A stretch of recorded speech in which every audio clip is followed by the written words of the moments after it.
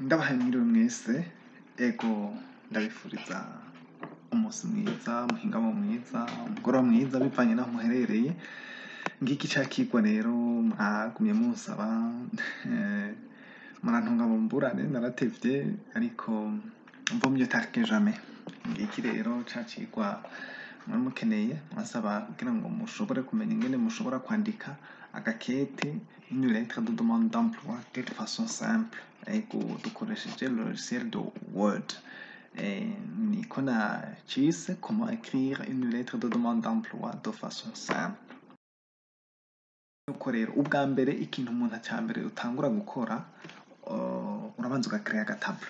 Ni koko nta kete ryandikwa muri tableau, mugabo niyo nzira yoroshe ishobora, c'est ça la simplicité, kugira ngo bikunde, kuko murabizi yuko iyo umaze kwandika nka izina ryawe, adresse, telefone, ugaca uja kwandika itariki hirya, uko wandika la date yiyandika niko hariho bimwe bimwe biza biraba chambardé, biza biraba désordonné. Kugira ngo wevite iyo désordre yo kuza urapanga utuntu n'utundi, haba kuri objet ugenda hariya wandikira uwo wandikira, kugira wevite ako ka désordre uca ucrea tableau rero. Iyo tableau à deux colonnes, kugira ngo wanditse muri cellule ntibize biragongana n'ivyo hirya, ku buryo à la fin exercice yose umaze kuyimara bica bikunda yuko izo bordure uzikurako. Umaze kuzikurako bigaca bikunda yuko ikete risigara ari intact sans problème. Nizo etape rero tugira turabe ntizigoye. Tugira ducrea iyo tableau rero duca kuri menu insertion, onglet ou menu, voilà, onglet insertion, kugira ngo duce ntuze murahabona naherekanye n'akamenyetso. Umaze guklika kuri onglet insertion, musi yaho juste uca ubona tableau, option tableau, ugaca uklikako, uca uronka tableau, une simulation d'un tableau. No kuvuga wewe kugira tableau izahake muri zone de texte uca ucishako, murabona utu tuntu twabaye orange. Nk'ubu dukeneye tableau de 4 lignes et 2 colonnes. Uca wowe umanura uciye kuri ligne ya mbere 1 2 3 4, ugaca ukikama 2, comme ça umaze kubona ko tableau imaze kwicapa hariya uca uklika. Nuko rero ikintu rero bidusaba pour le moment, il faut ko tumenya utu astuce dukeyi. Ni gute twokongeramo umurongo igihe nduba nihenze nkaba nkeneye gushira mu wundi murongo, ntibigoye.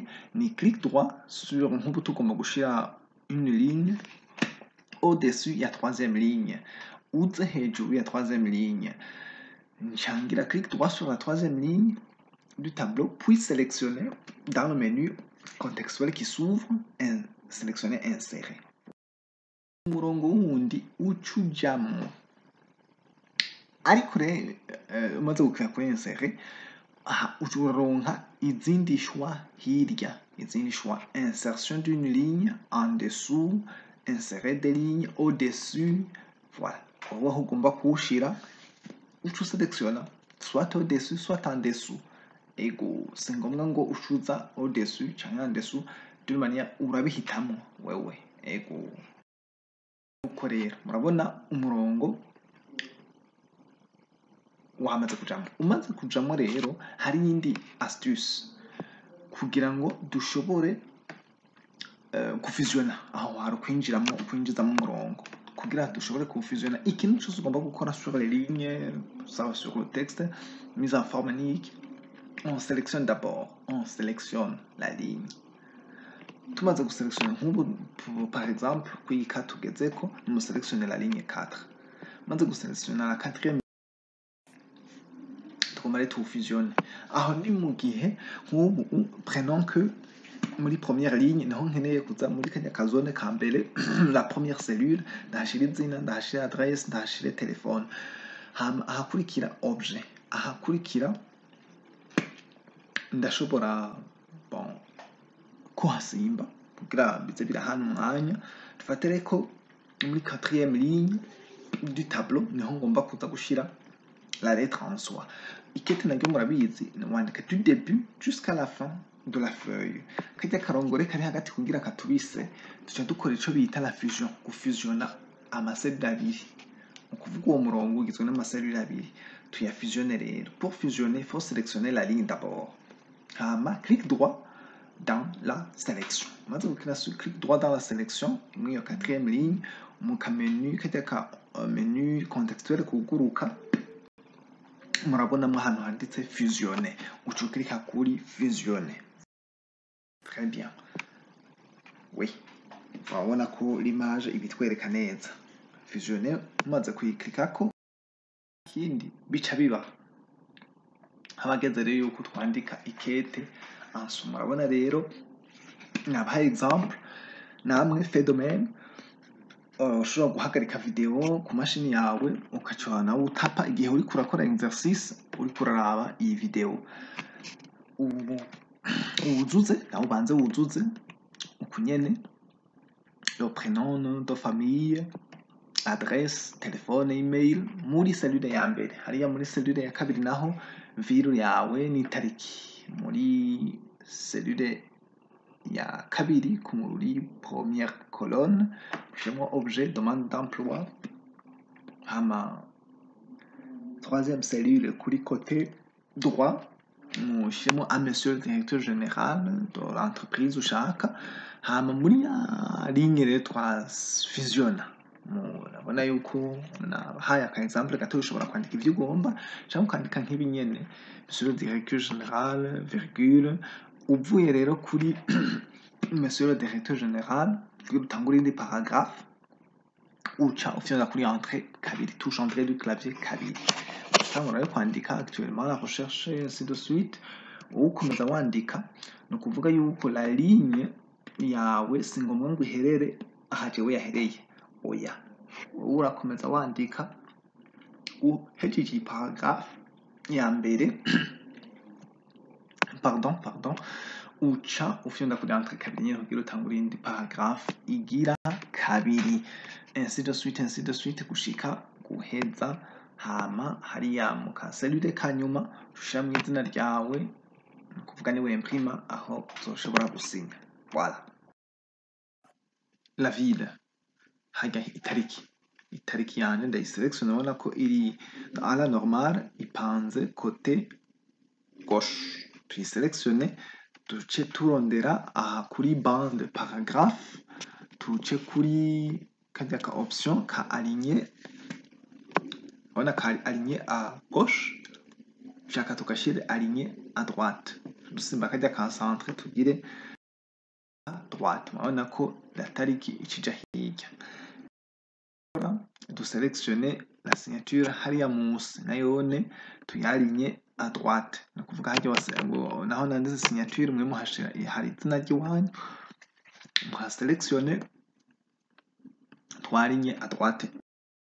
Voilà, très bien. Ico mumaze kugikora muce musura mu selectionner objet demande d'emploi. Voilà. Objet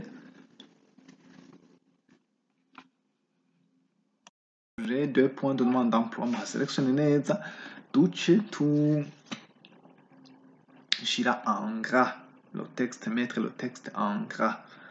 Voilà, très bien. On a ko bica biba très foncé. Voilà. Okay. Et de sélectionner pour le moment naho tugire gestion d'interligne. La gestion d'interligne gutandukanya hagati y'imirongo habe espace. Ntibigoye, turacari kuri bande paragraphe. Murabona utu tu option nagenda bereka mukarabe hajya hejuru iruhande ya bande paragraphe muca mubona akantu kari j'ai encadré ça en bleu. Mukliquez kuri kariya ka flèche biri kumwe ku ruhande huguruka les différentes options nkuko muzibona pour ajouter de l'espace entre les paragraphes. Alors pour le moment murabona hariho 1,0 1,15 1,5 duhitemwo iyo dushaka ihuye nuko twifuza ko ucubona uklitseko ucubona ingene bitandukana. Une photo. Comment insérer une photo dans un document ou dans une lettre araka logo iki. Prenons par exemple ahanye murabona curseur d'abord ubanza kuraba curseur image yanje ngomba kuyishira aho ngomba kuyishira niho ushikishira curseur avant d'insérer la photo. Voilà, vous voyez là où j'ai encadré pour mettre la photo. Hashira curseur. Kuhashira curseur nta kindi ukora uca ugenda kuri onglet insertion hama image. Urabona ko nabibacapiye aha kuri côté gauche, urabona akasymbole kaho maze gukira kuri image ikikugururira une boîte de dialogue irimo ama image canke ukayarondera ugaca uselectiona rero l'image ushaka par exemple nk'iyi logo ya ICT Solutions ahiri ngaca ndayiklikako hama kuri insérer, voilà, igaca yinjira muri document.